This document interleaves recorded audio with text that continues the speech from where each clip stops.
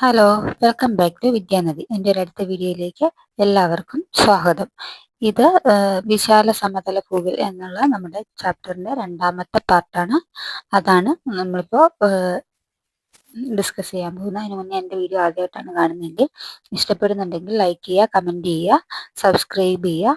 ഇല്ലെങ്കിൽ ഡിസ്ലൈക്ക് ചെയ്യുക, കമൻറ്റ് ചെയ്യുക. അപ്പോൾ എല്ലാവരും പിള്ളേരുടെ അഭിപ്രായങ്ങൾ പറഞ്ഞ് വീഡിയോ ഇഷ്ടപ്പെടുന്നുണ്ടെങ്കിൽ സബ്സ്ക്രൈബ് ചെയ്യണേ. അപ്പോൾ ഓക്കെ, നമുക്ക് വീഡിയോയിലേക്ക് കിടക്കാം. അടുത്ത ഉത്തരേന്ത്യൻ സമതലങ്ങളിലെ കാലാവസ്ഥ അവിടെ മുതലാണ് ഇന്നത്തേത്. കഴിഞ്ഞ പാർട്ടിൽ നമ്മൾ ഡെൽറ്റകൾ വരെ പറഞ്ഞു നിർത്തി. ഇനി അതിൻ്റെ ബാക്കിയായിട്ട് നോക്കാം. നദിയുടെ നിക്ഷേപണ പ്രക്രിയയുടെ ഫലമായി രൂപം കൊള്ളുന്ന ഭൂരൂപങ്ങൾ പട്ടികപ്പെടുത്തു. വിവരസാങ്കേതിക വിദ്യയുടെ സഹായത്തോടെ ഇത്തരം ഭൂരൂപങ്ങളെ ചിത്രങ്ങൾ ശേഖരിച്ച് ഒരു ഡിജിറ്റൽ ആൽബം തയ്യാറാക്കൂ. ഉത്തരേന്ത്യൻ സമതലങ്ങളുടെ ഭൂപ്രകൃതി സവിശേഷതകളെക്കുറിച്ച് നിങ്ങൾ മനസ്സിലാക്കിയല്ലോ. നൈസർഗിക സസ്യ ജന്തുജാലങ്ങൾ, മണ്ണ്, കൃഷി വൈവിധ്യം, ജനജീവിതം എന്നിവ രൂപപ്പെടുത്തുന്നതിനാൽ ഒരു പ്രദേശത്തിന്റെ ഭൂപ്രകൃതി സവിശേഷതകൾ പോലെ തന്നെ നിർണായകമാണ് ആ പ്രദേശത്ത് അനുഭവപ്പെടുന്ന കാലാവസ്ഥയും. ഉത്തര മഹാസമതലത്തിലെ പ്രധാന കാലാവസ്ഥാ സവിശേഷതകൾ എന്തെല്ലാമെന്ന് നമുക്ക് നോക്കാം. അപ്പം ഉത്തര ഇന്ത്യൻ സമതലങ്ങളിലെ കാലാവസ്ഥ, ആദ്യത്തേത് ശൈത്യകാലം. അപ്പം നൈസർഗിക സസ്യ ജന്തുജാലങ്ങൾ, മണ്ണ്, കൃഷിവൈവിധ്യം, ജനജീവിതം എന്നിവ രൂപപ്പെടുത്തുന്നതിൽ ഒരു പ്രദേശത്തിന്റെ ഭൂപ്രകൃതി സവിശേഷതകൾ പോലെ തന്നെ നിർണായകമാണ് കാലാവസ്ഥയും. ഉത്തരേന്ത്യൻ സമതലങ്ങളിലെ കാലാവസ്ഥ. 1. ശൈത്യകാലം. ഉത്തരേന്ത്യയിൽ സാധാരണമായി നവംബർ മധ്യത്തോടെയാണ് ശൈത്യകാലം എത്തുന്നത്. ഉത്തരേന്ത്യൻ സമതലങ്ങളിലെ തണുപ്പേറിയ മാസങ്ങൾ ഡിസംബറും ജനുവരിയുമാണ്. ഇക്കാലയളവിൽ ഉത്തരേന്ത്യൻ സമതലങ്ങളിൽ അതിശൈത്യം അനുഭവപ്പെടുന്നു. എന്തുകൊണ്ട് ഉത്തരേന്ത്യൻ സമതലങ്ങളിൽ അതിശൈത്യം അനുഭവപ്പെടുന്നതെന്നറിയാമോ? ഉത്തരേന്ത്യയിൽ ശൈത്യകാലം എത്തുന്ന സമയത്ത് നവംബർ മധ്യത്തോടെയാണ്. ഉത്തരേന്ത്യൻ സമതലങ്ങളിലെ തണുപ്പേറിയ മാസങ്ങൾ ഡിസംബർ, ജനുവരി എന്നിവയാണ്. ഉത്തരേന്ത്യ സമതലങ്ങളിൽ അതിശൈത്യം അനുഭവപ്പെടാനുള്ള കാരണങ്ങൾ: കാലാവസ്ഥയെ മിതപ്പെടുത്തുന്ന സമുദ്രത്തിന്റെ സ്വാധീനത്തിൽ നിന്നും ഏറെ അകലെയാണ് ഉത്തരേന്ത്യൻ സമതലങ്ങളുടെ മിക്ക പ്രദേശങ്ങളും സ്ഥിതി ചെയ്യുന്നത്. ഹിമാലയൻ പർവ്വതനിരകളിലെ മഞ്ഞുവീഴ്ച അതിശക്തമായ ശീതക്കാറ്റിന് കാരണമാകുന്നു. പശ്ചിമേഷ്യയിൽ നിന്നും വീശുന്ന ശീതക്കാറ്റ് ഉത്തരേന്ത്യൻ സമതലത്തിന്റെ പടിഞ്ഞാറൻ പ്രദേശങ്ങളിൽ ഹിമം, മൂടൽമഞ്ഞ്, ശീതതരംഗം എന്നിവയ്ക്ക് കാരണമാകുന്നു. ഉത്തരാർദ്ധ ഗോളത്തിൽ നിന്നും ദക്ഷിണാർദ്ധ ഗോളത്തിലുള്ള സൂര്യന്റെ അയനം. അപ്പം ഉത്തരേന്ത്യ കാലാവസ്ഥയെ മിതപ്പെടുത്തുന്ന സമുദ്രത്തിന്റെ സ്വാധീനത്തിൽ നിന്നും ഏറെ അകലെയാണ് ഉത്തരേന്ത്യൻ സമതലങ്ങളുടെ മിക്ക പ്രദേശങ്ങളും സ്ഥിതി ചെയ്യുന്നത്. ഇപ്പം 4 ഇതിൻ്റെ അകത്ത് പറഞ്ഞിരിക്കുന്നത്. ഹിമാലയൻ പർവ്വതനിരകളിലെ മഞ്ഞുവീഴ്ച അതിശക്തമായ ശീതക്കാറ്റിന് കാരണമാകുന്നു. പശ്ചിമേഷ്യയിൽ നിന്നും വീശുന്ന ശീതക്കാറ്റ് ഉത്തരേന്ത്യൻ സമതലത്തിന്റെ പടിഞ്ഞാറൻ പ്രദേശങ്ങളിൽ ഹിമം, മൂടൽമഞ്ഞ്, ശീതരംഗം എന്നിവയ്ക്ക് കാരണമാകുന്നു. ഉത്തരാർദ്ധ ഗോളത്തിൽ നിന്നും ദക്ഷിണാർദ്ധ ഗോളത്തിലുള്ള സൂര്യന്റെ അയനം. ശൈത്യകാലത്ത് ഉത്തരേന്ത്യൻ സമതലങ്ങളിൽ നേരിയ മഴ ലഭിക്കാറുണ്ട്. അടുത്തത് ഉഷ്ണകാലം. മാർച്ച് മാസത്തോടെയാണ് ഉത്തരേന്ത്യൻ സമതലങ്ങളിൽ താപനില ഉയരുവാൻ തുടങ്ങും. ഏപ്രിൽ, മെയ്, ജൂൺ എന്നീ മാസങ്ങളിലാണ് ഉത്തരേന്ത്യൻ സമതലങ്ങളിൽ ഉഷ്ണകാലം അനുഭവപ്പെടുന്നത്. ഉത്തരേന്ത്യൻ സമതലങ്ങളിൽ ഉഷ്ണകാലം അതികഠിനമാണ്. മെയ് മാസത്തോടെ പടിഞ്ഞാറൻ ഭാഗങ്ങളിൽ താപനില 48°C വരെ ഉയരാറുണ്ട്. മെയ്, ജൂൺ മാസങ്ങളിൽ രാജസ്ഥാനിലെ മരുഭൂമി പ്രദേശങ്ങളിൽ നിന്നും ഗംഗാ സമതലത്തിലേക്ക് ശക്തിയേറിയ വരണ്ട ഉഷ്ണക്കാറ്റുകൾ വീശാറുണ്ട്. ലൂ എന്നറിയപ്പെടുന്ന ഈ കാറ്റുകൾ ഉത്തരേന്ത്യൻ സമതലത്തിലെ താപനില ഗണ്യമായി ഉയർത്തുന്നു. പഞ്ചാബ്, ഹരിയാന, കിഴക്കൻ രാജസ്ഥാൻ, ഉത്തർപ്രദേശ് എന്നിവിടങ്ങളിൽ വൈകുന്നേരങ്ങളിൽ പൊടി നിറഞ്ഞ കാറ്റുകൾ സാധാരണമാണ്. ഇത്തരം കാറ്റുകൾ ചെറിയ തോതിലുള്ള മഴയ്ക്ക് കാരണമായതിനാൽ അതിശക്തമായ വേനൽ ചൂടിൽ നിന്നും അല്പം ആശ്വാസം ലഭിക്കുന്നു. അടുത്തത് തെക്ക് പടിഞ്ഞാറൻ മൺസൂൺ കാലം. തെക്ക് പടിഞ്ഞാറൻ മൺസൂൺ കാലം. മാർച്ച് മാസത്തോടെ ഉത്തരേന്ത്യയിൽ സമതലങ്ങളിലെ താപനില ഗണ്യമായി ഉയരുന്നു. തൽഫലമായി ഇവിടെ രൂപം കൊള്ളുന്ന ന്യൂനമർദ്ദ മേഖലയാണ് തെക്ക് പടിഞ്ഞാറൻ മൺസൂണുകളെ ഇന്ത്യൻ ഉപഭൂഖണ്ഡത്തിലേക്ക് ആകർഷിക്കുന്നത്. രണ്ട് ശാഖകളാണ് തെക്കു പടിഞ്ഞാറൻ മൺസൂൺ കാറ്റുകൾ ഇന്ത്യൻ ഉപഭൂഖണ്ഡത്തിൽ പ്രവേശിക്കുന്നത്. നൽകിയിട്ടുള്ള ഭൂപടം 2.1.7 പരിശോധിച്ച് മൺസൂൺ കാറ്റുകളുടെ രണ്ട് ശാഖകൾ ഏതൊക്കെയാണെന്ന് കണ്ടെത്തി പട്ടികപ്പെടുത്തൂ. അവയുടെ സഞ്ചാരഗതി മനസ്സിലാക്കൂ. 1. തെക്കു പടിഞ്ഞാറൻ മൺസൂണിന്റെ അറബിക്കടൽ ശാഖ. 2. തെക്കു പടിഞ്ഞാറൻ മൺസൂണിന്റെ ബംഗാൾ ഉൾക്കടൽ ശാഖ. രണ്ടെണ്ണമാണ്. 1. തെക്ക് പടിഞ്ഞാറൻ മൺസൂണിന്റെ അറബിക്കടൽ ശാഖ. 2. തെക്കു പടിഞ്ഞാറൻ മൺസൂണിന്റെ ബംഗാൾ ഉൾക്കടൽ ശാഖ.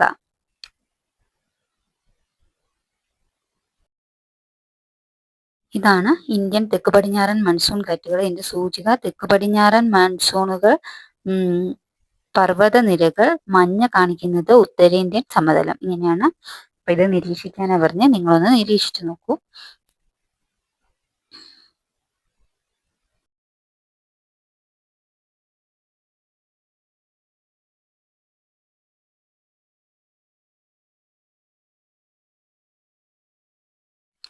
സുന്ദരവനം ഡെൽറ്റ പ്രദേശത്തിലൂടെ കരയിലേക്ക് പ്രവേശിക്കുന്ന ബംഗാൾ ഉൾക്കടൽ ശാഖ രണ്ട് ഉപശാഖകളായി പിരിയുന്നു.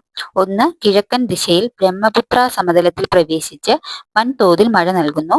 പടിഞ്ഞാറു ദിശയിൽ ഗംഗാ സമതലത്തിലേക്ക് പ്രവേശിക്കുന്ന ഉപശാഖയാട്ടെ പശ്ചിമ ബംഗാൾ, ബീഹാർ, ഉത്തർപ്രദേശ്, ഡൽഹി എന്നിവിടങ്ങളിൽ മഴ നൽകി മുന്നേറുന്നു. ഇത് ആരവല്ലി പർവ്വതനിരയ്ക്ക് സമാന്തരമായി നീങ്ങുന്ന അറബിക്കടൽ ശാഖയുമായി പഞ്ചാബ് സമതലത്തിൽ വെച്ച് കൂടിച്ചേരുകയും പടിഞ്ഞാറൻ ഹിമാലയത്തിന്റെ അടിവാര മേഖലയിൽ വരെ മഴയെത്തിക്കുകയും ചെയ്യുന്നു. രാജസ്ഥാനിൽ തെക്കു പടിഞ്ഞാറൻ മൺസൂൺ മഴ വളരെ പരിമിതമാണ്. കാരണം എന്തായിരിക്കും?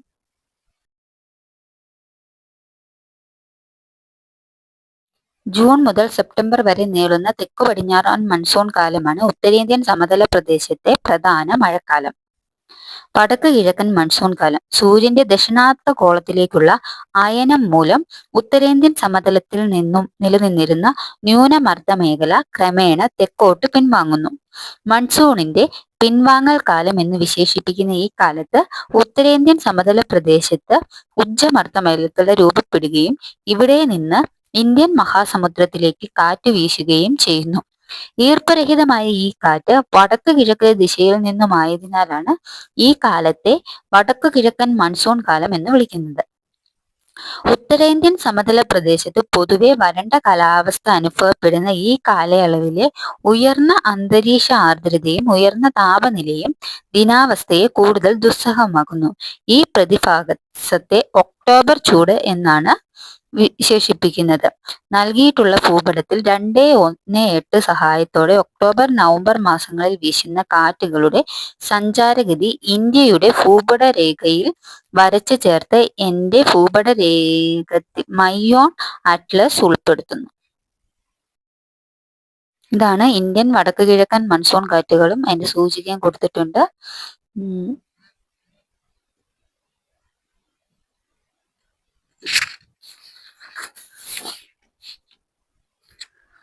അതിൽ തീമഞ്ഞ കൊടുത്തിരിക്കുന്നത് ഉത്തരേന്ത്യൻ സമതലങ്ങള്, വടക്ക് കിഴക്കൻ മൺസൂൺ കാറ്റുകൾ ആരോ മാർക്കാണ്. അപ്പൊ അതിന്റെ സൂചിക അത് വെച്ചിട്ട് ഇതൊന്ന് നോക്കൂ.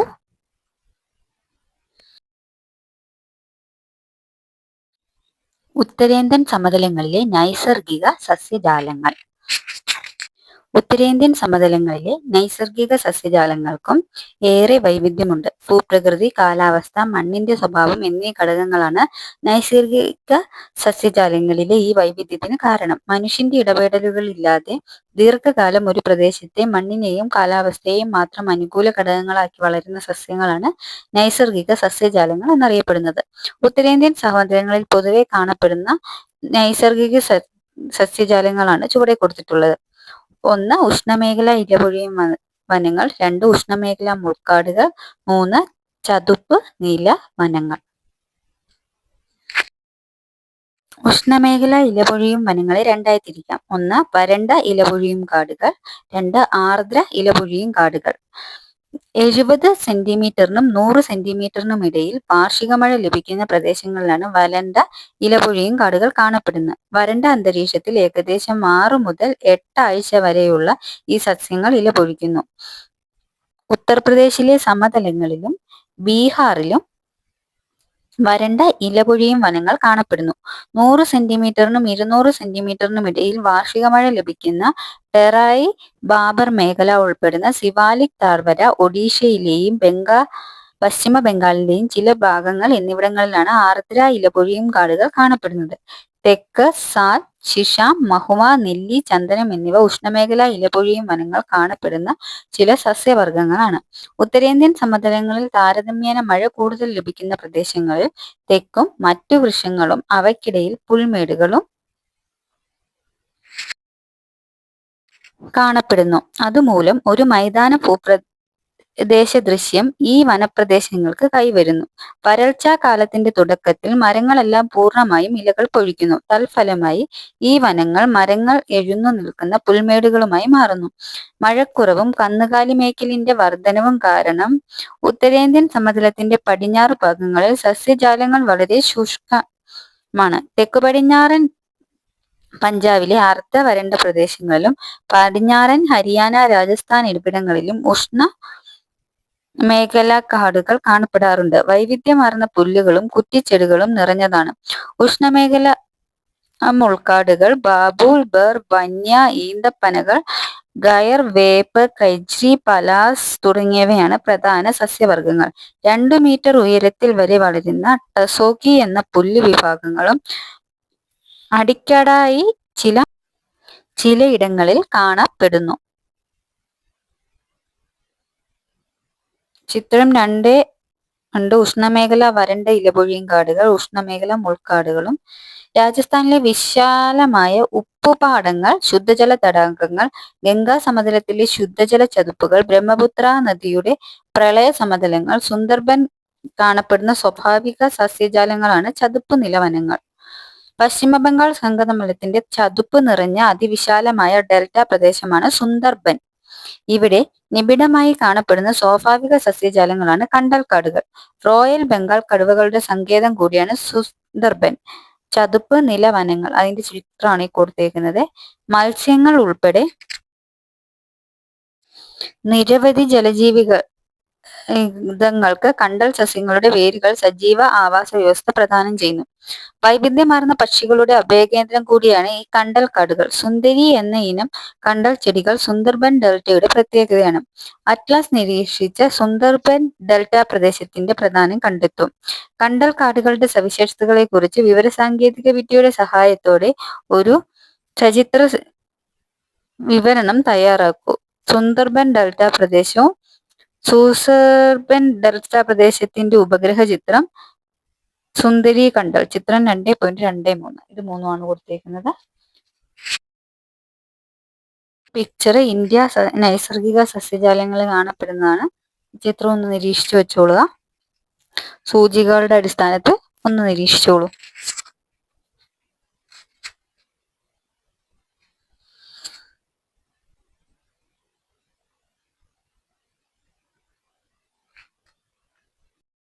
ഉത്തരേന്ത്യൻ സമതലങ്ങളിലെ മണ്ണിനങ്ങൾ. ഉത്തരേന്ത്യൻ സമതലങ്ങളിൽ വ്യാപകമായി കാണപ്പെടുന്ന മണ്ണാണ് എക്കൽ മണ്ണ്. മണൽ മണ്ണ് മുതൽ കളിമണ്ണ് വരെയുള്ള മണ്ണിനങ്ങളുടെ വ്യത്യസ്ത സ്വഭാവങ്ങൾ പുലർത്തുന്നവയാണ് എക്കൽ മണ്ണ്. രാജസ്ഥാനിൽ കുറഞ്ഞ വിസ്തൃതിയിൽ കാണപ്പെടുന്ന ഇവ ഗുജറാത്തിന്റെ സമതല പ്രദേശങ്ങളിൽ വ്യാപകമായി കാണപ്പെടുന്നു. ഗംഗാ സമതലങ്ങളിൽ 2 വ്യത്യസ്തങ്ങളായ എക്കൽ മണ്ണിനങ്ങൾ രൂപം കൊണ്ടിട്ടുണ്ട്. ഖാദർ, ഫംഗർ എന്നിവയാണിത്. മുൻ പാഠഭാഗങ്ങൾ പരിശോധിച്ച് ഇവയുടെ സവിശേഷതകൾ എഴുതി നോക്കൂ. ബ്രഹ്മപുത്ര, ഗംഗാ സമതലങ്ങളുടെ കീഴ്ഘട്ടത്തിലും മധ്യഘട്ടത്തിലും ഇത്തരം മണ്ണ് കൂടുതൽ നേർത്തതും കളിമണ്ണ് കലർന്നതുമായി കാണപ്പെടുന്നു. കൃഷിക്ക് ഏറെ അനുയോജ്യമാണ് എക്കൽ മണ്ണ്.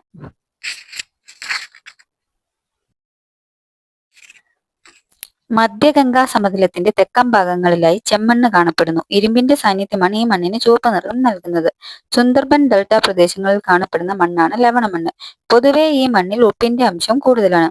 മണലും പശ്ചിമ മണ്ണും കൂടിക്കലർന്ന മണ്ണാണിത്. ഡെൽറ്റ പ്രദേശങ്ങളിൽ അനുഭവപ്പെടുന്ന സമുദ്രജല കയറ്റമാണ് ഈ പ്രദേശങ്ങളിൽ ഇത്തരം മണ്ണുണ്ടാവാൻ കാരണമാകുന്നത്. ഉത്തരേന്ത്യൻ സമതലങ്ങളിൽ പലയിടങ്ങളിലും ജലസേചനത്തിലൂടെ തീവ്ര കൃഷി നടത്തിയ ഇടങ്ങളിൽ എക്കൽ മണ്ണിന് ശോഷണം സംഭവിച്ച് ലവണമണ്ണായി മാറിയിട്ടുണ്ട്. പശ്ചിമ ബംഗാളിന്റെ തീരപ്രദേശങ്ങളിൽ പീറ്റ് മണ്ണും കാണപ്പെടാറുണ്ട്.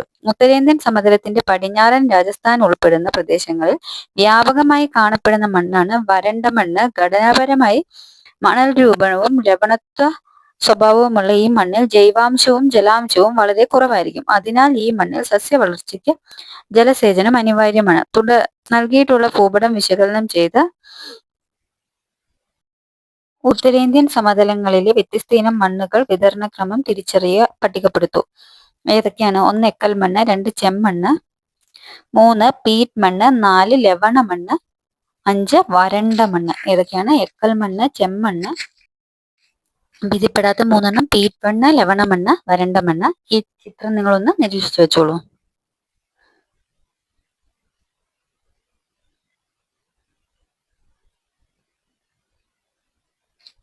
ഇതിനകത്ത് കൊടുത്തിട്ടുണ്ട് എക്കൽ മണ്ണ്, ലവണ മണ്ണ്, കറുത്ത മണ്ണ്, ചെമ്മണ്ണ്, വരണ്ട മണ്ണ്. അതെല്ലാം ഇവിടെ തന്നെ പട്ടികയിൽ കൊടുത്തിട്ടുണ്ട്. ജനജീവിതം. ഫലഭൂയിഷ്ഠമായ എക്കൽ മണ്ണ്, നിരപ്പാർന്ന ഭൂപ്രകൃതി, എപ്പോഴും നീരൊഴുക്കുള്ള നദികൾ, അനുയോജ്യമായ കാലാവസ്ഥ തുടങ്ങിയവ ഉത്തരേന്ത്യൻ മഹാസമതലത്തിന്റെ സവിശേഷതകളാണ്. നമ്മുടെ രാജ്യത്തിന്റെ മൊത്തം ഭൂവിസ്തൃതിയുടെ 1/4 ഭാഗത്തിനും താഴെയാണ് ഉത്തരേന്ത്യൻ സമതലത്തിന്റെ വിസ്തീർണം. എന്നാൽ ഈ മഹാസമതലമാണ് ഇന്ത്യയുടെ മൊത്തം ജനസംഖ്യയുടെ പകുതിയിലേറെയും ഉൾക്കൊള്ളുന്നത്. കാർഷിക മേഖലയെ അടിസ്ഥാനമാക്കിയുള്ള ഇന്ത്യയുടെ സമ്പദ് വ്യവസ്ഥയെ പടുത്തുയർത്തുന്നതിൽ നിർണായക പങ്കാണ് വടക്കൻ സമതലങ്ങൾക്കുള്ളത്. ഇവിടെ ഗോതമ്പ്, നെല്ല്, ചണം, കരിമ്പ് തുടങ്ങിയ വ്യത്യസ്ത വിളകൾ വ്യാപകമായി കൃഷി ചെയ്യപ്പെടുന്നു. ജലസേചനത്തിന്റെ സഹായത്തോടെ അതിവിപുലമായ കൃഷിരീതി ഈ മഹാസമതലത്തെ ഇന്ത്യയുടെ ധാന്യപ്പുരയാക്കി മാറ്റി. ഥാർ മരുഭൂമി ഒഴികെയുള്ള സമതലത്തിന്റെ മുഴുവൻ ഭാഗങ്ങളിലും റോഡുകളുടെയും റെയിൽപാതകളുടെയും അതിവിശാലമായ ശൃംഖലയുണ്ട്. ഇത് വലിയ തോതിലുള്ള വ്യവസായവൽക്കരണത്തിലെയും നഗരവൽക്കരണത്തിലെയും ഈ പ്രദേശത്തെ നയിക്കുന്നതിന് കാരണമായി. ഫലഭൂയിഷ്ഠമായ ഒരു ഉത്തരേന്ത്യൻ സമതലത്തിന്റെ പിക്ചറാണ് 2.2.7 കാണിക്കുന്നത്. ഉത്തരേന്ത്യൻ സമതല പ്രദേശങ്ങളിലെ ധാന്യകൃഷിയാണ് 2.28 കാണിക്കുന്നത്. ഖാരിഫ്, റാബി, സായിദ് എന്നിങ്ങനെ 3 വ്യത്യസ്ത കാർഷിക കാലങ്ങളിലാണ് ഉത്തരേന്ത്യൻ സമതലങ്ങളിൽ വിവിധ ഇനം കൃഷികൾ കൃഷി ചെയ്യുന്നത്. തെക്ക് പടിഞ്ഞാറൻ മൺസൂൺ കാലത്തിനോട് ചേർന്ന് വരുന്ന കാർഷിക കാലമാണ് ഖാരിഫ്. ശൈത്യകാലത്തിന്റെ വരവോടെ ആരംഭിക്കുന്ന കാർഷിക മേഖലയാണ് റാബി. റാബി വിളകളുടെ വിളവെടുപ്പിന് ശേഷം ആരംഭിക്കുന്ന ദൈർഘ്യം കുറഞ്ഞ വേനൽക്കാല കാലങ്ങളാണ് സായിദ്. ചുവടെ ചേർത്തിട്ടുള്ള പട്ടിക പരിശോധിക്കൂ. ഉത്തരേന്ത്യൻ സമതലങ്ങളിൽ 3 വ്യത്യസ്ത കാർഷിക മേഖലകളായി കൃഷി ചെയ്യുന്ന പ്രധാന വിളകളാണ് പട്ടികയിൽ ചേർത്തിട്ടുള്ളത്. ഓരോ കാർഷിക കാലങ്ങളുടെ ദൈർഘ്യവും അവയിൽ ഓരോ കാലഘട്ടങ്ങളിലും കൃഷി ചെയ്യുന്ന വിളകൾ ഏതൊക്കെയെന്നും മനസ്സിലാക്കൂ. വിവരസാങ്കേതിക വിദ്യയുടെ സഹായത്തോടെ അധിക വിവരങ്ങൾ കൂടി ഉൾപ്പെടുത്തി ഒരു കുറിപ്പ് തയ്യാറാക്കൂ. കാർഷിക കാലങ്ങൾ. ഖാരിഫ് ജൂൺ മുതൽ സെപ്റ്റംബർ വരെയാണ്. റാബി ഒക്ടോബർ മുതൽ മാർച്ച് വരെയാണ്. സയ്യിദ് ഏപ്രിൽ മുതൽ ജൂൺ വരെയാണ്. അതാണ് കാർഷിക കാലങ്ങൾ.